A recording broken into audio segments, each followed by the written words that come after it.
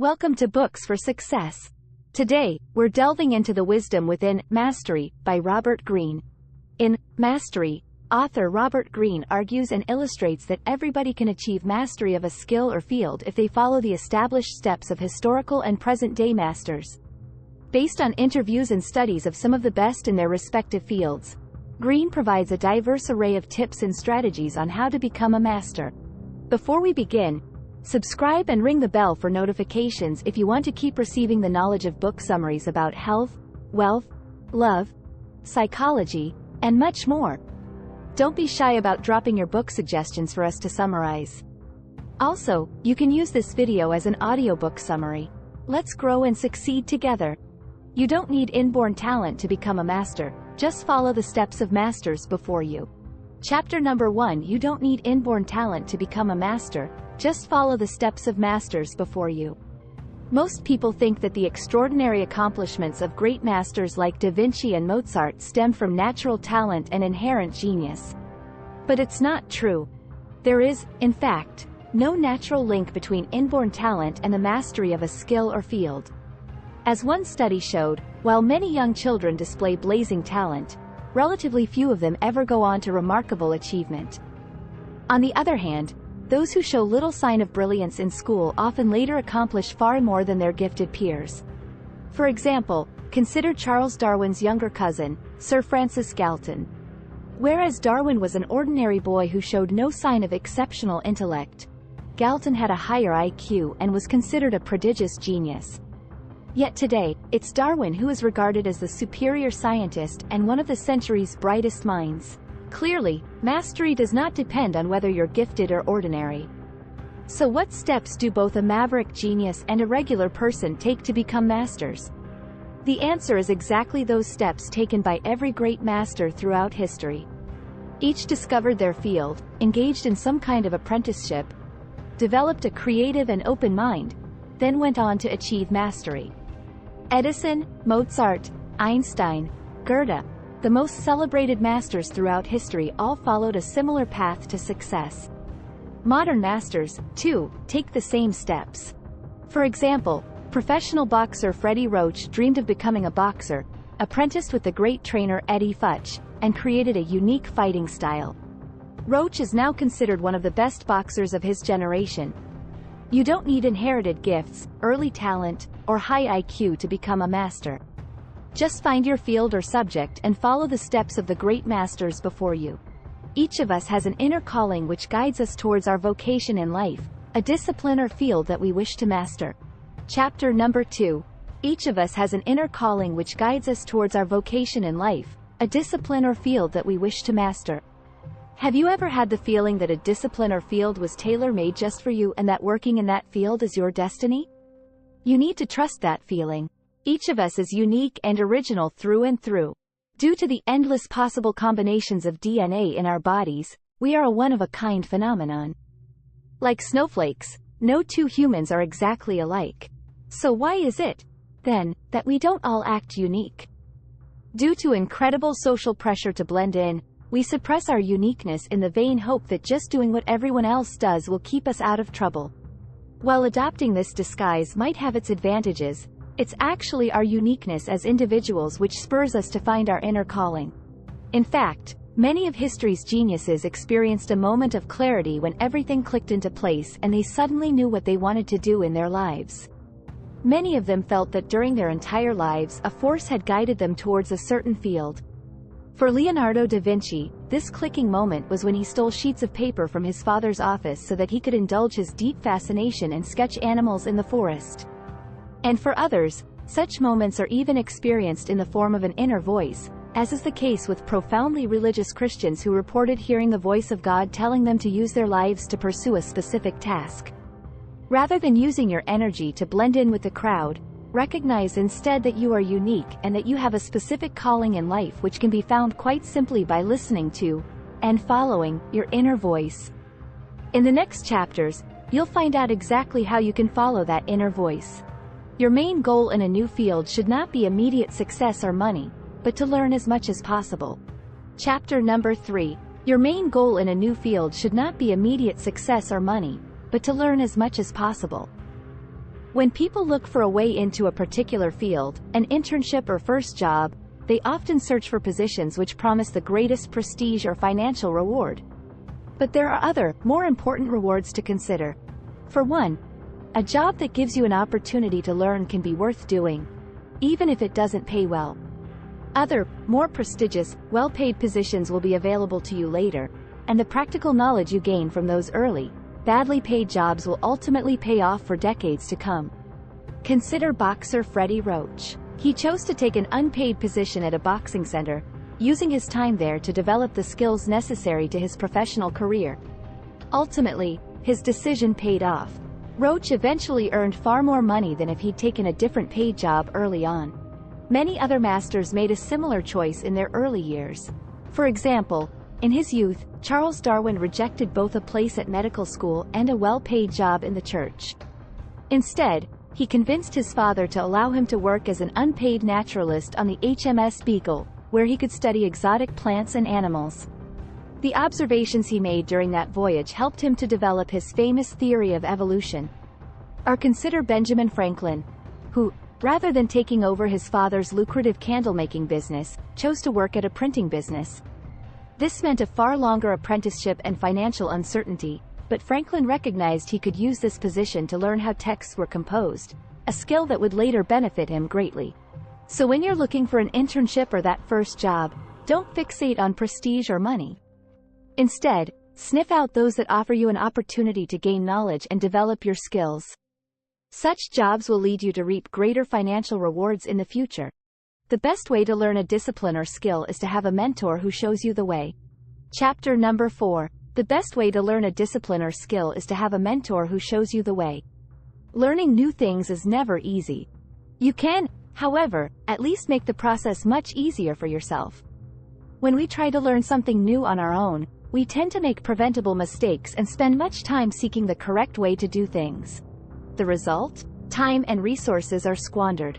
What you need is a mentor, someone to guide you, helping you to use your time and resources more effectively.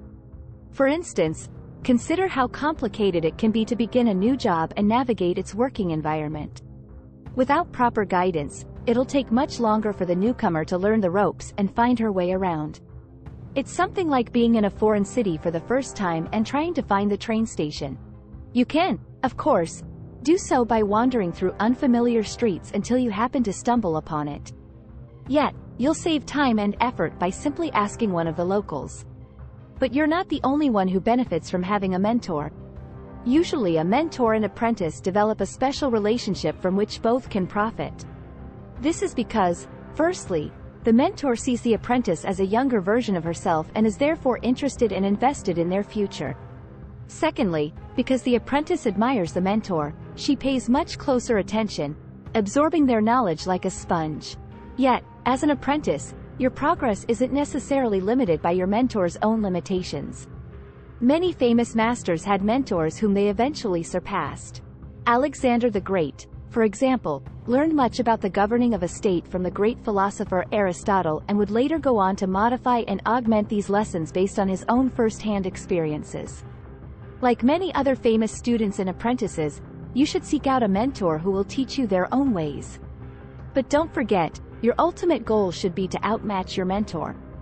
In the next chapters, you'll find out how, following your apprenticeship, you can advance to find your own unique way forward. Once you complete your apprenticeship, you must be bold enough to think innovatively and challenge the very rules you learned before. Chapter number 5. Once you complete your apprenticeship, you must be bold enough to think innovatively and challenge the very rules you learned before. During your apprenticeship, you've learned the most important aspects and facets of your field, but you can't stay an apprentice forever. So what now? It's time to revive your innately fearless and open mind. As children, all of us were natural free thinkers and rule breakers. A child's mind is totally open.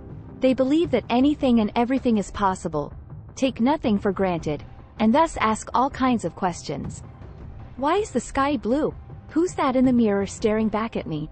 Children also believe in all manner of supernatural creatures and fantastical tales, and are able to imagine with zero effort that they're true. Such open-mindedness, such absence of fear towards questioning anything we don't understand, This is a human being's natural state. For example, when as adults we visit a foreign country where we can't depend on old habits and experiences, we're prompted to be open-minded again. Seeing the world with child's eyes is, for adults, one of the most enjoyable things about traveling. It's precisely this freedom and audacity to break rules and subvert expectations which you should embrace once you finish your apprenticeship and go it alone. This is what will enable you to grow in your field and achieve mastery in your own unique way. Indeed, many masters throughout history eventually began to think innovatively and create something uniquely their own. For example, Mozart became tired of performing the old tried-and-true piano repertoire, so began to compose his own music. He fused the styles he already knew, adding some of his own unusual elements. As a result, his audiences were impressed by his music's novelty and originality. So be brave and think in new ways, challenging the established rules of your time. If you don't, you might one day find yourself stuck in the same unsatisfying routines. You can learn to problem solve in new and creative ways by broadening and training your mind. Chapter number 6. You can learn to problem solve in new and creative ways by broadening and training your mind. Who among us has not wished for the ability to solve problems in original and creative ways? Well, luckily, this ability can be trained. First, we must unshackle and broaden our minds because we have a natural tendency to think too narrowly. Humans quickly become creatures of habit, loyally repeating the same actions without reflection. Once a process has been proven to work in a particular situation, we tend to use it for every similar situation without pausing to ask, is this really the best way to solve this particular problem? Similarly, the standards and conventions our culture depends on might be essential for quick functional communication, but they can also seriously hinder our potential for creative, innovative thinking. For example, in order to identify things quickly, we use clear binary distinctions: man, woman, body, mind, fiction, fact.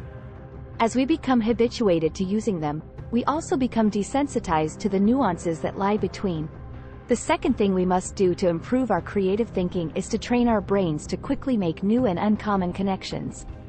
One famous study showed that after 10,000 hours of practice in a given field, the brain is qualitatively changed and makes brand new connections between formerly unconnected areas. This enables you to quickly see any given problem in that field in a new and broader way.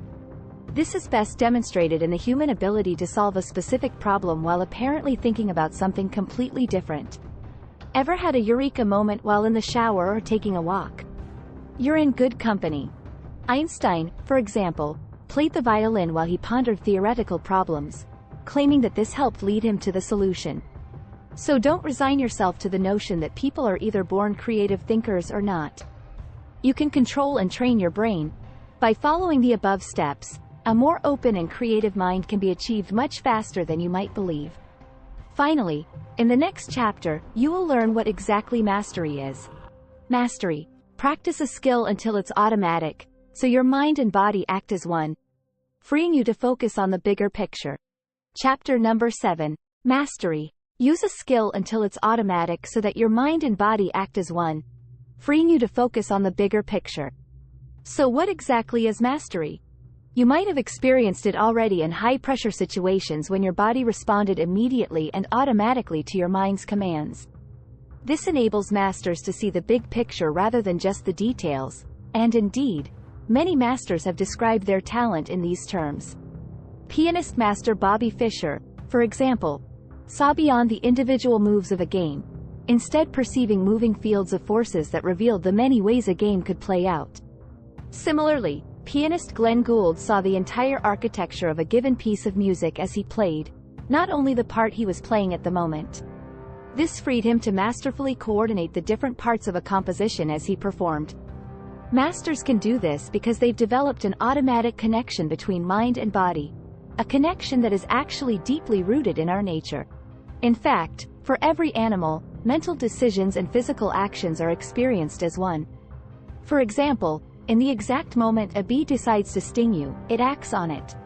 The bee simply reacts to sensory input, its nerves issuing a command to the body.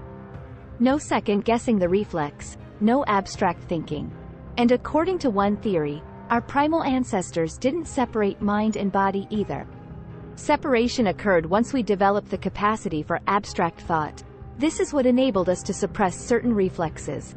For example, when threatened, humans don't automatically attack or run away, they try to talk things out. But this separation also meant that any sense of a unified mind and body was lost. As a master, your mind and body will become one, enabling you to reach new levels of understanding and skill. And even when you're in the thick of practicing your discipline, you'll also be able to see the bigger picture and to use this knowledge to accomplish great things in your field. Final words.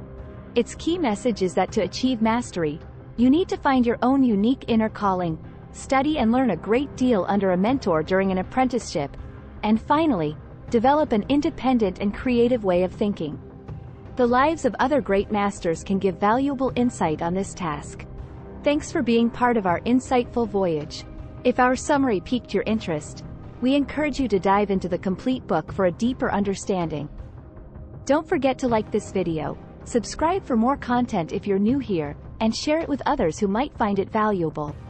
Keep on reading, discovering, and advancing until our next adventure.